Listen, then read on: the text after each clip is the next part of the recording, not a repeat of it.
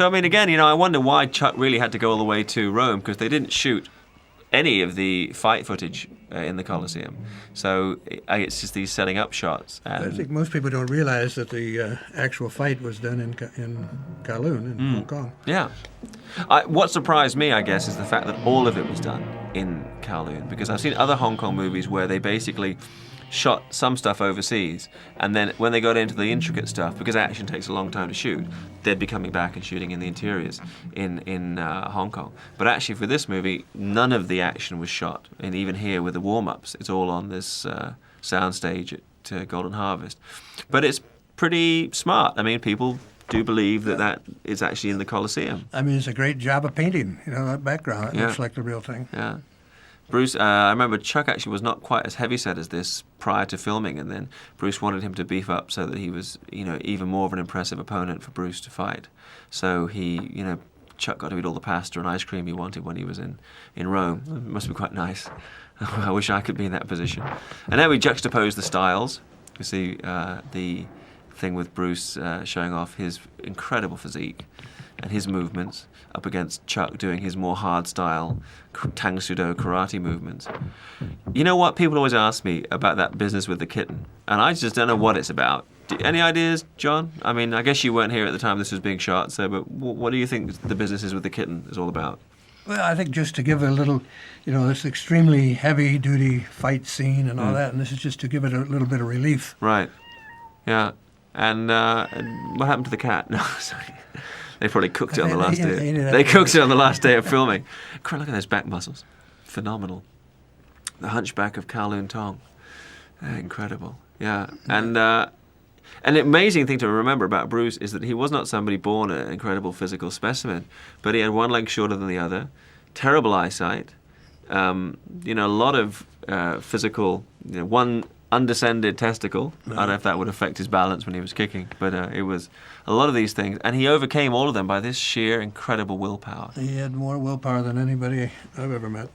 And now we're setting up, which is, must be the ultimate martial arts duel of the last century, I guess, for most people, is this showdown in the Colosseum. Because it's certainly become a cult film because of this.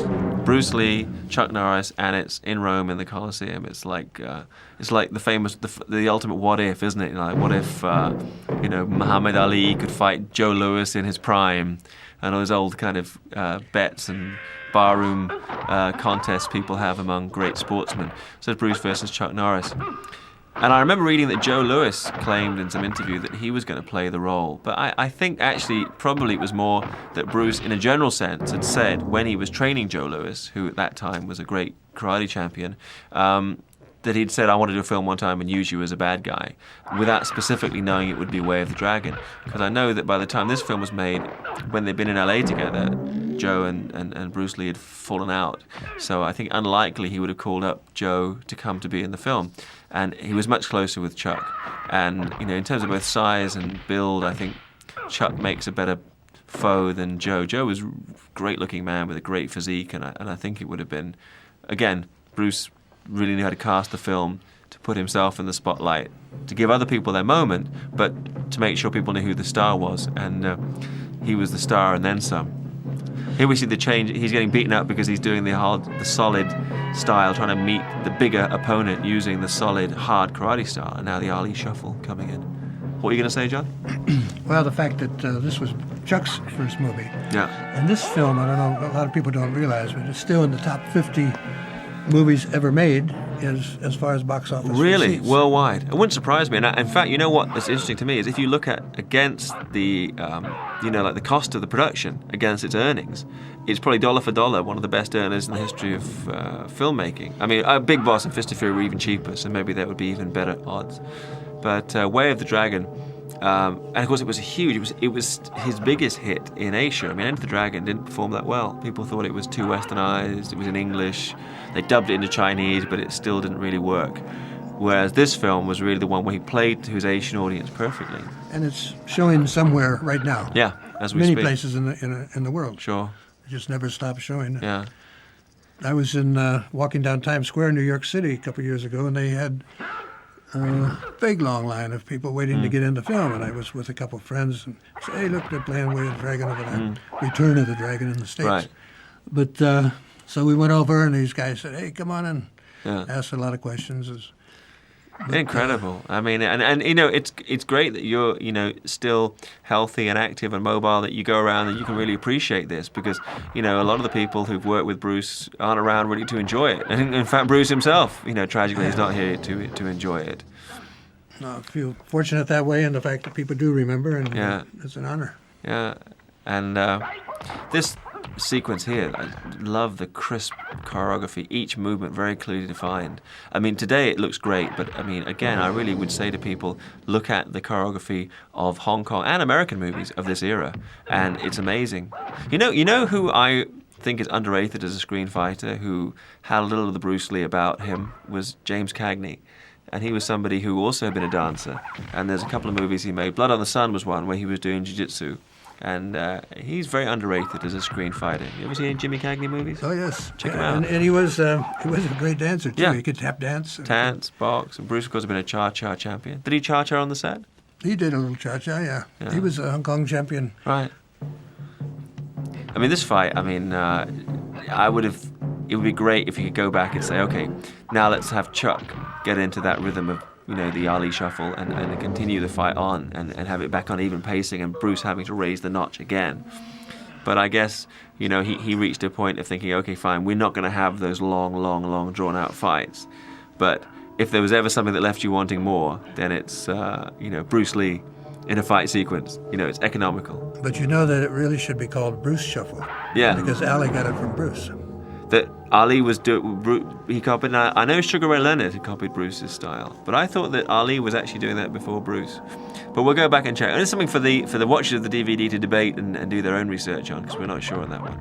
But coming up now, you see Bruce doing this kind of real Hollywood right left, you know, the John Wayne style of punching, because it works well for the camera. So it's like it's opposite to his economical straight line punching, or, you know, the techniques that he was teaching his Jeet Kune Do students. But he knew it worked for that specific instance.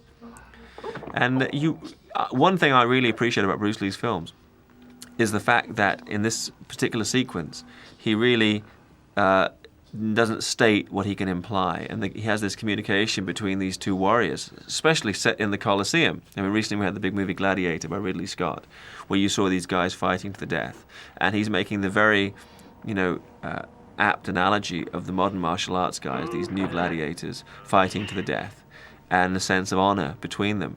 And I think that's very interesting. And He really captured it very well in this. right.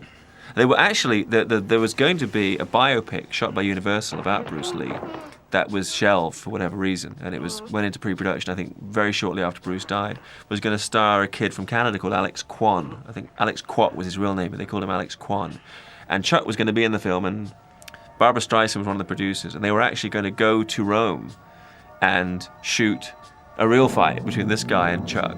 I mean, you know, I don't know how well they would have done, but I mean, it would have been really interesting to see. I mean, it's a shame that project never happened. If it was bad, it would have been fun, and if it was good, it would have been worth watching on its own terms. Well, when I was having dinner with Chuck, I did ask him, I said, if you and Bruce were in a real fight to the death, who would win? And he said, without thinking, he said, Bruce, of course. Right. Because nobody could beat him. Right. I mean, I think my take on that when people ask those questions is, you know, who would win between so-and-so and Bruce, is that, of course, Bruce isn't around anymore, but I mean, I think if you just talk about that sheer initial speed to take out somebody's vital targets, I mean, Bruce definitely had it. You know, there's many comments people have made about Bruce, even a great legend like him has his detractors, but no one ever said he wasn't fast and intense and powerful, and I think those are definitely attributes that make a great fighter. This sequence here, very touching. I mean, particularly its use of cinema, because there's no language, there's no voices. It's just the music and the imagery as he pays respect to a fallen foe. And it's a really nice sequence. And again, if you look at most martial art pictures, basically it was like you wipe the bad guy out and you walk off. And here he really respects the guy that he's killed in battle. You have to... The one thing I suppose in my mind is I look at it and think he didn't really need to have killed him, because he had him disabled at the point when he could have walked away. But I think it adds a certain pathos. Nice camera movement here. it's interesting because I think mainly it was shot relatively in sequence, the stuff in Hong Kong. Is This will be some of the last stuff shot. Yeah. So you actually can see a progression of Bruce Lee as a director.